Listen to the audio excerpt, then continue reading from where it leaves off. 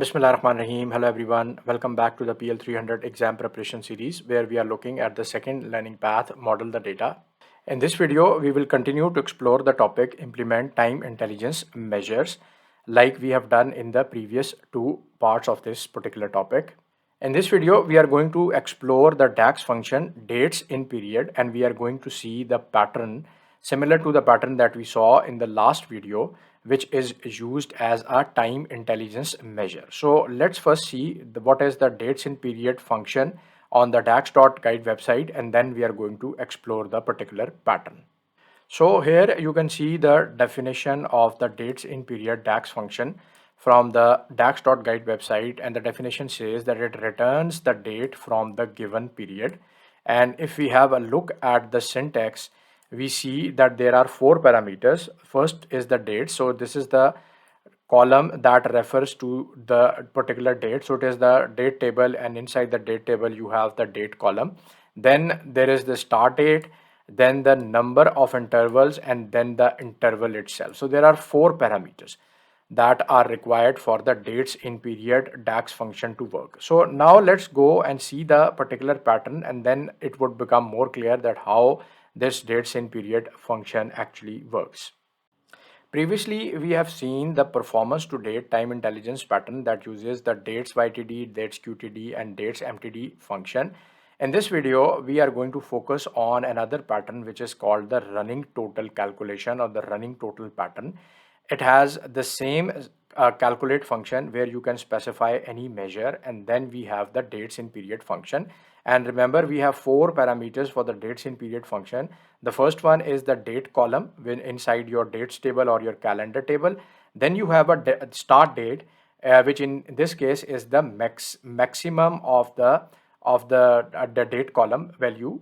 And then we have two values. First is the value of the number of intervals, and then we have the interval. So remember, the performance to date pattern used to calculate the running total or the kind of performance that we are looking at from this particular function. It basically calculated the aggregated sum of values from the first day of the calendar year to the date which is inside the filter context. Here we have a flexibility that instead of giving the first day of the calendar year, we can actually define a window. So what is actually happening is that you have a window which you can define based on the number of intervals. So it could be a window which could be which could have 10 days, and then this particular window is moving on your calendar. So whatever is inside this window, only the total is computed, or the running total is computed for those number of days. And here minus 10 suggests that you are looking at the last 10 days. So minus value is actually specifying the part where we are looking at the last 10 days. So if let's say this is my current date, then I am looking at the minus 10 days. And here instead of the days, you can also pass month, quarter, or year. So these are the four parameters that we can specify for the running total pattern. So now, in order to understand this much better, let's create a measure that computes the running total based on the total cost that we have been using in all the previous videos, and then see how this function is actually working and how this running total is computed.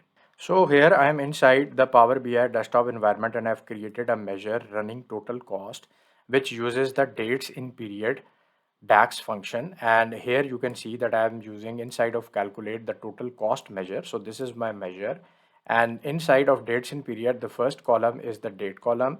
Then the max of calendar date is part of the pattern. So this is actually the date at which is actually the maximum date in the scope. We are just going to have a look at it. Then this is the number of intervals. So I've changed it to -5 so that the we can actually see the result more clearly. And day is the interval itself. So it could be day, it could be month, it could be quarter, or it could be year. So now let's come to the visualization where these are where the date, the running total and the cost. So here is the date, here is the cost, and here you are going to actually find the running total cost. So what is happening on the first day of 1997? You have the total cost, which is the normal cost that we have seen earlier, and the same value is there for the first day. Then for the second day, now the window is basically these 2 days, because although the size of the window is -5, but previously we do not have any data. So the result that you are going to get is the sum of these two. Then for the third day, if we see, then the size of the window would be this, and the result that you are going to see is the sum of these three values.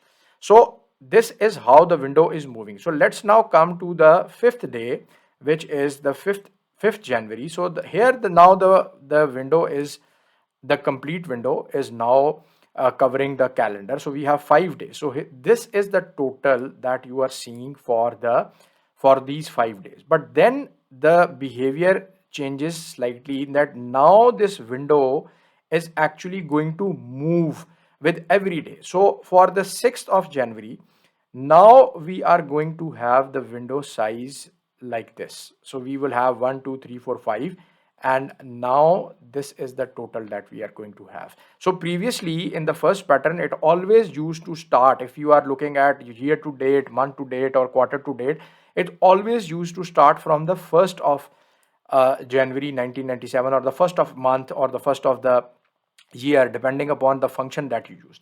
Here we have the flexibility that we can control the size of this window, and the window is moving on the calendar, and the scope of the values which are inside the window is also controllable. So this is called as a running total, because you are kind of making a window run on your calendar, and anything which is under this particular window is part of the running total.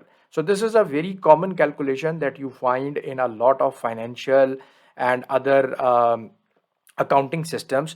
A lot of stock exchanges, a lot of other industries, they use this running total a lot in their day-to-day computations. And similarly, if you know the total, then you can compute the running average or the moving average. So if I know what is the total for 5 days, then I can simply divide this by 5 to compute my 5-day moving average. So this part you can easily do once you have this running total. Then you just need to go and divide this by the number of days. So in this case, in our case, this is 5. So we can say that we can easily compute the 5-day moving average.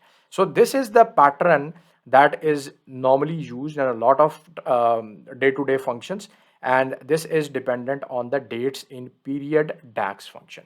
So that was all for this video, and I will catch you up in the next one with a new set of DAX time intelligence functions.